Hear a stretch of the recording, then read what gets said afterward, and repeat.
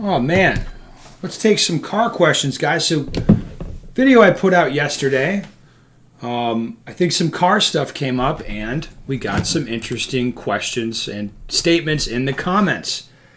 Here's one. For learning car dynamics, it's best to learn in a slow car with very little power but predictable handling. Stock Miata for rear-wheel drive, he says. I agree with that.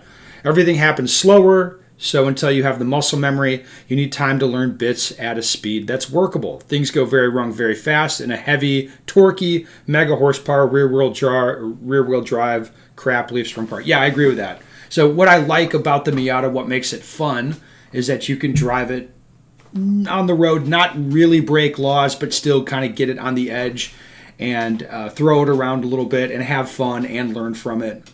That's what makes that car fun. Let's take another comment. If you want to try a form of racing that really kind of relates to shooting, try autocross. It really emphasizes looking ahead, and where your eyes go is where your hands go. Yes, there is that. Autocross, I'd say, I've been to a couple autocross events, and I would say it's the IDPA of motorsport.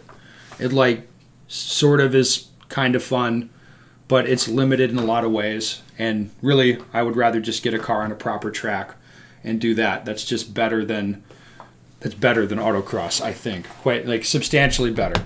It's just more expensive is the problem. But anyway, here's the question that I thought was most interesting. I mean, among all the car stuff. What is the Mazda Miata of guns? All right, that's an interesting question. So let's think about the characteristics of the Miata.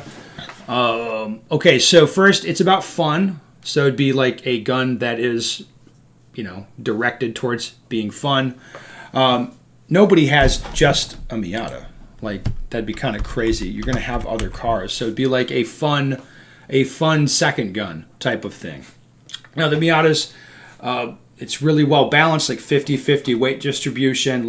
It's nice in a lot of ways. It's well engineered. It's reliable. It's easy to drive. It's got all of that going for it. But at the same time, it's really impractical.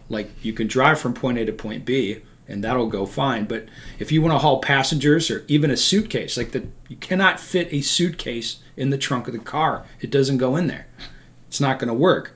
So it's like a really fun car that you can't really use for anything except for just having fun, I guess, or just drive to get some groceries. Not too many groceries because they won't fit in the trunk, but some groceries, I guess. So it's got that impracticality thing to it. You'd have to spend a lot more money to get a less practical car if you think about it. So I gave it some consideration. Really, I think it reminds me of the Rugers, with the Mark IVs. I think they're on now, the 22 caliber pistols, where it's that's a really great gun. Hello, dog.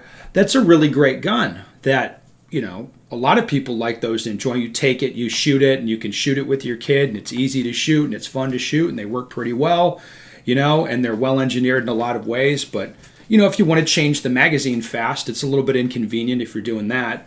Or if you'd want to shoot at, anything other than just like plinking around, it's not really something you'd use.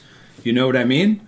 So it's, that's what I think the gun would be. I think it'd be like one of them Ruger Mark IVs, like the 22 caliber handguns. It'd be like a gun that is just about fun, that I don't know why you wouldn't want one, at least, or have fun shooting one or something like that. But you don't really do gun things with it aside from just plink around and have a great time. It's kind of like that. That's what I would say.